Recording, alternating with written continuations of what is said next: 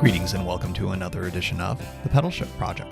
The Pedal Shift Project is a series of conversations, thoughts, and experiments around the bike touring lifestyle. From tips and tricks to ideas on how to ride your ride, let's shrink the world by bike. Show notes and more are available at pedalshifted.net/323, and you can email the show at pedalshift@pedalshifted.net or text me at 202-930-1109 and check Pedal Shift out on all the socials as well.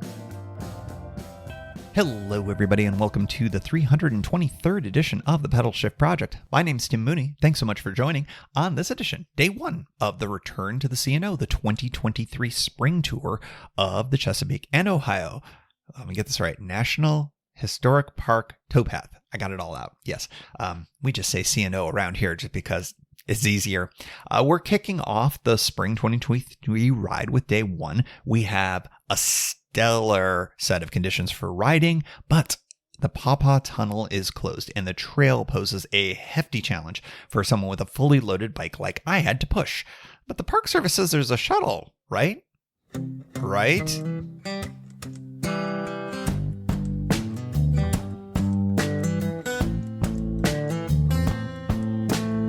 Good morning from a now vacant Evans Creek campsite. The crew that was staying here tonight just rolled off. They are a mix of new tours and us. I think there's some experience in there. So that was interesting to observe that. Some nice gear and then one guy who was wrapping stuff up in garbage bags. My guy. I mean, that's how you got to get started, man. Use the gear you've got and go for it. There's going to be a pretty big storm on Saturday, and that's what their big concern was. So they're going to try to bang out tons of miles today. So I don't blame them, considering I'm going to be starting off with a roof over my head tomorrow morning. It does look like that the rain's going to hold off tomorrow, which of course will be next week for you all, until maybe later in the late morning. I'm really hoping that's the case because it'd be great to be at the cabin tonight, make sure everything's fully dry. My tent's got a little damp in spots. I just don't feel like waiting on it. It's a nice sunny day. Of course, as you all know, it's going to be nice and warm today. Nice and warm. But it's not so bad that it's going to be a problem. So I'm going to be able to fully dry things out when I get to the cabin tonight. So, I've got windows to be able to be picked up, but I'm not going to stress too much on it just because I'm going to ride how fast I ride. The big impediment today, of course, is the Paw Paw Tunnel Trail. For those of you who've been with the show, we did an entire episode or a couple of episodes. I can't even remember. We're going up and over. It's not that big of a deal. There are apparently shuttles now. I'm skeptical about that.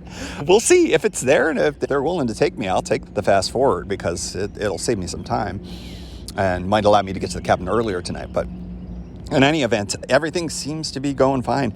By the way, big fan of these rock straps. I talked about them in the context of the ride. Let's see, which ride? Well, it was with a Brompton, and I had one set of them. Now I've got a set for both the front and the back rack on this bike, on the Safari, and holy smokes, they are so nice and easy. No fiddling, which one goes where? And of course, if you know me, I just never use the same combination twice, ever, I think, in the history of bike touring, personally. So yeah, they're sort of permanently, I'll put in quotes, tied to the rack. They loop on there. And so then they just sit there and then you clip them together and then you pull on the cinch strap. And there's still bungee material, but there's a cinch with the buckling, but there's also a bungee element. And boy, they are just easy to use. I am a big fan. This is really changing things for me. They're not cheap, that's for sure, but unlike bungees where you lose one and you're like, whatever, because they're all over the place, they're sort of just on your bike. You never end up losing them because they're always there. So it's handy. Only thing that I'm a little less wowed about is the length of the cinch strap. It's a little longer than I need. I bought the short ones, the small ones, because that's all you need for bike touring. They're built also for motorcycles and for other uses as well, where maybe you would need to tie down a fatter load and you do need more strap length. Here, I'm thinking I might cut the length a little bit, just a little bit, because they do flop around a bunch, and it's, as with anything, you got to tie it down, wrap it up, whatever, but it's all good.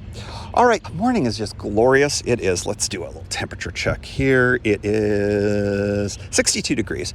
I am currently wearing my merino wool long sleeve over a short sleeve. I'm wearing my very, very light flowy long pants. I decided to go long pants today. I do have shorts, but I just think that the humidity's nice and low, and I'd rather have the sun coverage with a pair of pants rather than rock the shorts. I can pull them out if I need to, but I may regret that if I'm huffing up the Paw Paw Tunnel Trail at noon and it's 85 degrees, but we'll see how it goes. Maybe I'll get a ride. I'm skeptical. Our baby geese goslings, I believe that's the correct term. I just took a picture of two very protective Canadian geese.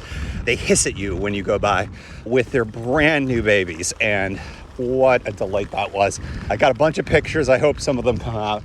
They're beautiful and yellow and furry, and man, that's a solid wildlife get real early in the trail today. This is going to be an A+ turtle day, I think. With the sun out and the heat, they're just going to be out sunning themselves. So hopefully I'll get some of that. Forgot to mention I saw fox last night. So yeah, we've had some good wildlife so far. Redbuds are out. That's the official state tree of West Virginia, if memory serves. Lots of good stuff going on today. Beautiful weather so far. It'll get a little too warm for me at some point, but for now, I'll take it. We're in the section where I'll get hit with some direct sun, so I'm wearing my hat and sun sleeves, and as I mentioned before, rocking the long pants just to keep the sun off for a while, and we'll go from there. All right, that was a delight. I'm glad I was able to share that with you, and hopefully that picture will come out. Probably should take more video, but you know how it goes. From a very beautiful mile marker 170, beautiful fields, the birds are chirping. I did see my first turtles within minutes of the last segment, so I have gotten the turtle sighting already. Nice and quiet. I have to say, I enjoy the Florida trip. I really enjoyed the California trip, but there is something about being out in nature all by yourself that is just fantastic, and it's really an energizing thing for me. I've described this before. I think it's worth saying again. I'm not a good meditator. I would wish I were. I think I just need to practice more. They call it a practice for a reason, right? But the closest I get to it is when I am riding on a bicycle in a place like this, which is why I've always been such a proponent of this trail for literally a decade. It's just so fun, and I'm glad to be on it again. Temperatures are climbing. I am putting on a decent sweat, but it's evaporating. I'm actually being cooled by said sweat as I mop it off my face here. So that says something about the humidity, which is mercifully low. I think this is a sweet spot in the spring to hit this trail. Late April, getting into early May, the temperatures will sometimes climb into the 90s like it will be today, or at least the very upper 80s, but the humidity still stays low, and that makes all the difference in the world. Later on in the summer, I'm sure I will be on this trail again, as many people are, maybe many of you, and it will be oppressive heat and humidity, and you just deal with it then. One of the tricks that I have is to take my pannier, empty it completely out, and literally pump a half a pannier full of water from the pumps and just take a dunk shower, basically. It is very refreshing to do that. You got to do it in one of the more remote campsites if you're going to strip way down. I usually don't strip all the way down because you just never know what's coming around the corner, and I don't want anybody to have to see that. One thing I should mention, speaking of the pumps, they have been open so far. So it was a few weeks ago, I believe the Redditor mentioned that the pumps were closed. They may be closed further on down the trail, but it is good to know that there is water available for me. I did not bring my pump, mainly because I knew that I had the capacity. I'm carrying up to a gallon of water, and it's just not that bad. bad. I don't think I'll go through a gallon in a day. I could if I wanted to. It wouldn't be a terrible thing, to be perfectly honest. And I'm drinking liberally right now. One of the great things about my trip this time, especially, is the fact that I'm getting the pickup and I'm staying at the cabin tonight. So it's just like I've got resources galore. Speaking of that, one of the things I think I'm going to grab at the cabin is some additional cold weather layers and maybe see if I've got anything else that can help from a waterproofing standpoint, maybe a tarp or something like that. I am mindful that my final night of camping in Harper's Ferry, hopefully, will potentially be a wet setup. So and I have to figure out what, if anything, extra I need. I've got my rain gear, I got my rain pants, I got my new rain jacket. So I'm sure I'll be fine. It's just, do I have something else? Can I make my life a little more comfortable? I have plenty of capacity to carry on this bike. My panniers are, 3/4 full maybe each. I just stuffed things in. I didn't pack them this morning thinking, I got to maximize space. I just don't. And I've got plenty of room in my rack bag as well.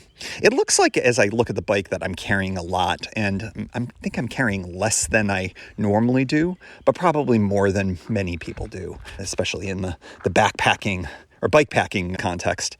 I certainly carry more than that. But that's fine. I'm sure I could do a bike packing setup, and I'm sure I would be perfectly happy with it. But I just like being able to haul everything that I want to haul. A lot of bees are on my bike right now. I don't know why.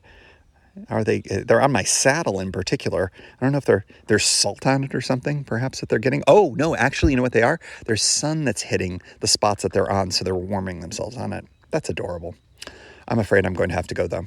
All right, mile marker 170. We're going to be shooting for mile marker 155, 156 or so. That's where the Paw Paw Tunnel trail begins. And we'll see how it goes. I may or may not eat lunch there. I typically do before I go through the tunnel or up and over in this case. So we'll just see how it goes. I've got a sandwich. I'm ready to roll. Feeling good. Had a Pop-Tart. 2 Pop-Tarts, actually. 1 package, which is a stupid amount of calories, which is great. And I just dunked down a bunch of Powerade. Is it Powerade that I've got? Yeah, great Powerade, because that one had the full sugar or corn syrup probably in it, and I just wanted to have some additional sugars in me as I ride for performance purposes, and I've been feeling good. The electrolytes will probably serve me well as well. It says 50% more. Sure, whatever, man. I do water it down 50-50. I think I usually say that every single time I ride and talk about these things. I don't know if I've got my electrolyte pills. That might be another thing that I add in, because I think I've got some at the cabin. But I think today is the last hot day, so may not need them. All right, that was a lot of incoherent rambling. Thank you for sticking along with me. We're about to enter the 160s section here on the trail. And nice and quiet, except for the train, which you may or may not be able to hear in the background. We're about to deviate away from the trains pretty soon and go into the truly wildernessy parts. A lot of fun. From mile marker 160, we are making good time. Let's take a look here at the watch as let's see, 11:18. We're doing great on time. That means I should be in Paw Paw, probably within the next half hour or so. So that's good. I'll take a little more of an extended break then, just to get some food in me, especially if I'm going to have to hoof it up that trail, which is fine, but it's going to slow me down.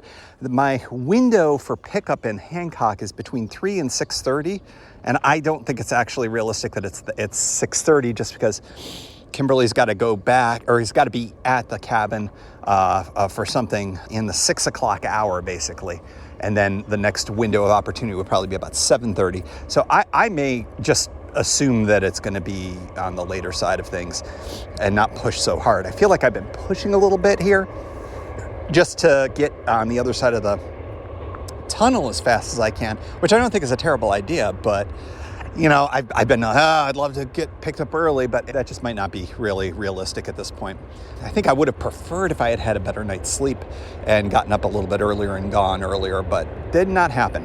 One of the reasons, which I have failed to mention at this point, is because my sleeping pad has some kind of a leak in it that I cannot figure it out. Now, this is the one that I purchased up in New York last year, or had delivered in New York, after my other one was leaking and not working. So I am having a bad time with reasonably inexpensive sleeping pads, and I think that is a lesson learned. I do have a higher quality sleeping pad at the cabin that I think I'm going to swap out on, but that one had been giving me problems too. So I think better to go with that. I did test it a couple weeks ago, and it seemed like it was holding air. But I think there's a difference between holding air without having a 180-pound body on it. So I think I'm just going to go for it and bring that one and just hope that it works. I mean, I could conceivably just bring both and layer them up or something. I just don't know. I might have some other options too, but it's going to be potentially cold and, of course, wet Saturday to Sunday. So I do really want to have something that's going to work well for me. But that's for a later episode for you all. We're just going to have to figure it out from here. It's not the end of the world. It did hold for a few hours, but it's just a drag to wake up in the middle of the night and have to blow it up some more. But it was amazing how quickly I fell asleep after that. I had quality sleep after that second inflation. All right, I think that's enough gabbing for now. Temperatures are climbing. I'm sure we're well into the 80s at this point, which is fine. But again, low humidity, it feels really good. Feeling a little stiff. I've been noticing that my lower back gets pretty stiff, regardless of whether I'm cycling. And I think I need to do a better job of stretching. It's something I think I've talked about in the past as well. Recently, that I'm amazed at how much the muscles all interrelate. Leg muscles will impact your back as well. So I think I'm going to need to get more into either yoga or yoga-like stretching is off the bike type of stuff. Speaking of off the bike, I am doing really well on the weight goal.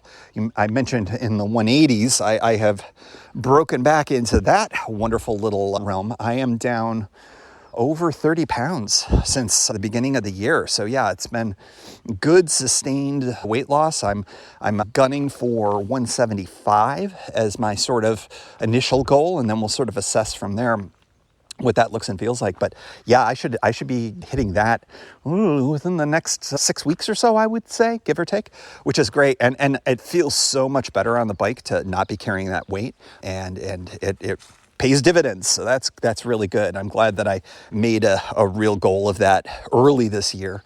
I'm sure that the 2 tours that I went on were helpful in that. But really, most of it is, eating right and keeping the calories down. And then I think this year I was able to mix in some more cycling on the indoor bike and on the trainer. And that has really made my cycling better. So yeah.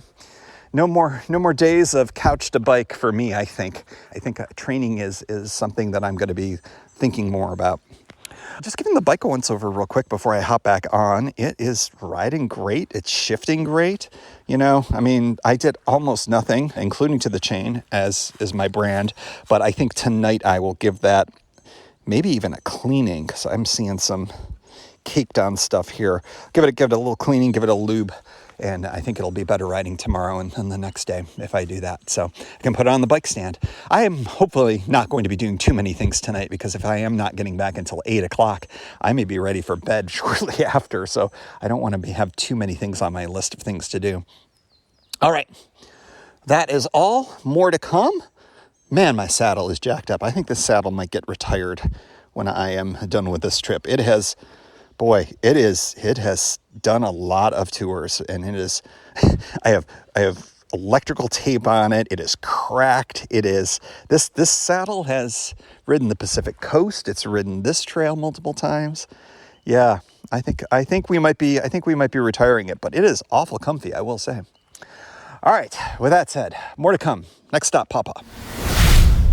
From the top of the mountain, that is the Paw Paw Tunnel Hill Trail. Holy smokes, that is a lot of work, folks. I gobbled down cookies all the way up just to give myself the energy to do it. My bike is heavy, and I am not, I may have lost some weight. My bike didn't. And my upper body strength definitely needs some help. Reminder of one of the other goals that I have been ignoring, mixing in some of that. All right, we're gonna work our way down and grab lunch on the other side. More to come. All right, from the far side of the Tunnel Hill Trail, that was an experience. Yeah, I'm a little salty about this, the condition of that trail. I'm stunned that the Park Service has that as a thing.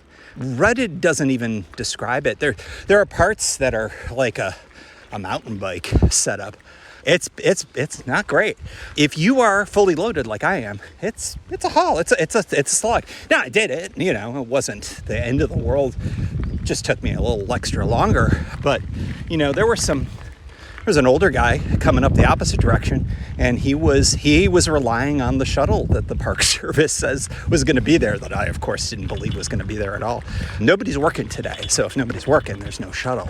So my take is I was able to handle it. I think most of you would too, but I would not go into that thinking that it was a walk in the park. It is not. It was much harder than last time. Part of it is, I think, coming from the Paw Paw side to this side is harder. It's just so steep coming up, and if you're pushing a fully loaded bike, it's a thing. But I'm really surprised at the condition of that trail. That was, I'm still a little stunned by that. A little salty about it. But, you know, obviously people can do it. It's not impassable. But I think if your expectation was, oh, cool, I'm going to go fully loaded, because there's a shuttle, the NPS site says there is, I would never bank on it being there. I was shocked that they actually even said it was going to be there. But yeah, contractors are not working today at all. So I wouldn't expect them to have the shuttle service in place unless that is in violation of their contract. But that's my lawyer hat, which I am not wearing on this trip. Okay, let's see here. We are at lock 63 1/3, which is one of those funny 3-part locks here. As we got closer to the tunnel, of course, there were plenty of extra locks to get the canal in line with that tunnel.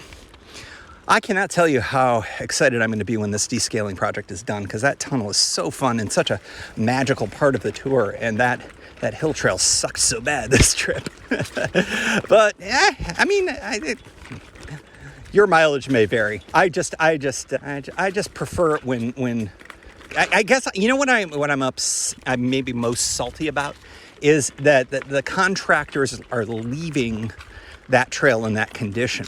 But that may be the best they can do. They've got to be able to climb that with their gear, and it's all ready because of the nature of the construction equipment.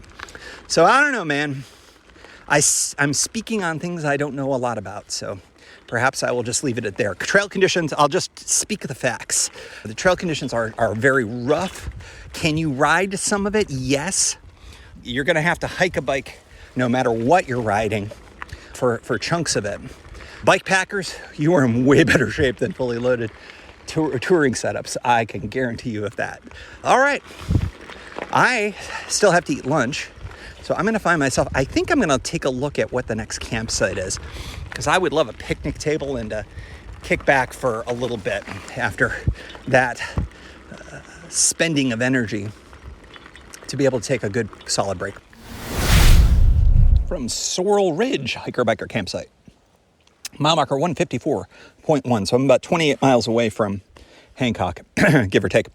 Eating my footlong, my classic C&O meal, just doing it in a different place than normal, which is fine. I'm glad I did the trail before taking this extended break, because that trail was a lot of energy, and I had enough to bang through it before taking lunch, so getting a break now I think is pretty good.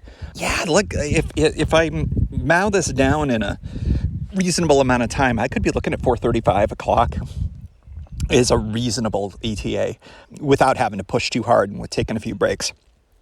So that's really good. The temperature's good. It's buggy as fuck right now. Pardon. Oh wait, family show.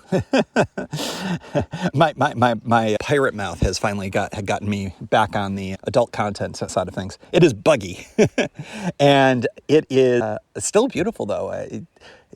I've been keeping up with my water intake just to make double sure. Through my entire diluted liter was worth of sports drink, so I may make another one in the same bottle. I am enjoying a Red Bull for a little caffeine kick. Here's a little soundscape for you on that. That usually helps really kick things and get me going. I was thinking of saving it for the end. Can always use that little bit of a kick towards the end, but I want to not have any caffeine in me after 3-4 o'clock, because I absolutely would like to sleep good and hard tonight. because I think tomorrow is going to be a bit of a day. Next week for you, tomorrow for me. All right, just a beautiful view of the river. I've taken a few pictures today. We'll make sure we'll get those in the show notes as usual. I'm not doing a ride with GPS rendering of this one, just because it's not a terrifically interesting looking profile. Although the map is interesting, you see how much winding around you do. This is it feels like you're going straight the whole time, but you are absolutely going in almost circles with the way you wind around with the river at this part of the trail, which is pretty wild. But yeah, it's interesting how your perceptions don't really follow that. It just feels like one big, long, continuous straight line. But it is not. All right. We got more fun stuff to come, more good riding today. Enjoying this warm weather that is not too hot. And that is all. More to come. From mile marker 145 on a now cloudy day one. This is a cool part of the trail where there are some really wild cliffs that are just sheer rock faces that go up about, maybe 40 feet or so, and pushed up from the earth. You can tell the layers are diagonal at about a 45-degree angle. So really interesting either weathering or geologic shift that happened here. Cool. River is literally right off the trail too. One of the nicer, cooler parts of the C&O, especially because it is so rural right now. We're about 4 or so miles from the next teeny tiny bit of civilization, and that's Little Orleans, where Bill's place is, the famous bar that is largely underwhelming, I find. I usually skip it, and I will again today, just because I'd like to get to Hancock and have my evening with Kimberly at the cabin and, go through the stuff, make sure everything's cool for a rainy day tomorrow. But yeah, things are going well. I love that we got the little bit of overcast skies because it's made this a little bit more comfortable. Although I will say the air is very still. So it's warm as advertised, but not an oppressive warmth, not that oppressive heat that's soon to come this summer. All right, I am going to hydrate up, take a small break here, and then just keep pushing because it does look like I'm going to have a shot at getting the pickup on the early window rather than the late window, which I would prefer myself. From the Western Maryland Rail Trail, this is take 3 because I keep screwing up the recording, so I definitely know what I'm talking about. You can hear the train off in the distance. For instance, I've said that 3 times now, but you're only hearing it once, so I will stop pouting on that. So I'm about 14 miles away. I've got plenty of time. I'm getting a pickup around 5 or 5:15. I should be there. I could be there as early as 4:30. So I'm gonna not really rush it, I don't think. I may even take a little bit of a break in a few miles. I know there's some benches up ahead here, which will be delightful after being in the saddle for the better part of the day. Yeah, really pushed today, but that's fine. Wanted to get in as early as possible. Got a nice evening with Kimberly at home. That'll be fun. I can solve the issue with my sleeping pad. I can ensure that I've got gear properly dialed in for the rain tomorrow. And I think it's supposed to be pretty cold tomorrow night in Harper's Ferry. So I want to make sure I've got that. I think I've mentioned that before. All right, more to come. Very excited for some dinner, even though I'm still pretty full from lunch. But you know how it goes with all of this. All right, we'll see you down the trail. A few miles down the Western Maryland Rail Trail, there is a hella boulder, like the size of, I don't know, two small cars, one small car. It's a car that rolled off of the side of the mountain here and messed up the trail. The pavement's all busted up. Holy smokes, that's a heck of a seismic event. I don't know, something. Yeah. Got a picture of it with the bike in the background for some degree of scale. It is 10 feet tall and maybe 10 feet radius. So maybe, I don't know, 30 feet around, 20, 25 feet around. If that had hit you, game over, man. Game over. Movie reference. About 5 miles away till the close of day 1. And the rain has been off and on. Not enough for me to put on my rain gear. It's still pretty steamy, so I've actually enjoyed it a little bit. It also has seemingly cleared out some of the grit that was in my gearing and chain drive from the Paw Paw Tunnel Bypass Hill Trail. I got bike touring brain already, man. I'm over 50 miles. So all is going well. Should be there right about when Kimberly will be there, which is fantastic. And I'm looking forward to a little rest and relaxation, a shower. Yeah, this was a good day. I think I'll feel it a little bit more later, but I feel like I was stronger in this ride than I've been in any ride this year. So that's fantastic, because I got to do it all over again tomorrow and then the day after that. All right, next stop, Hancock. Good morning. Wait, what? The reason why it's actually the next morning when you're hearing me is because the pickup was actually really, really, really seamless. I was at the end of the Western Maryland Rail Trail as it junctions with the road that leads to C&O Bicycle, where I had arranged for the pickup. And right when I was there, literally right when I was there, Kimberly was driving with the Jeep, and so I waved her down. And so we just packed up the car and we went. So I didn't even have a chance to record the final installment for this particular chapter. As you can imagine, things were just fine, and I really put down the hammer and got to Hancock precisely on time. It was really strange that we ended up timing it that well. The rest of the evening was just fine. We had a little bit of some gymnastics to get the bike into the Jeep, because we also had our stroller for our dog. Yes, you heard that right. I have a stroller for the dogs. But it worked. By the way, the rock straps are so flexible.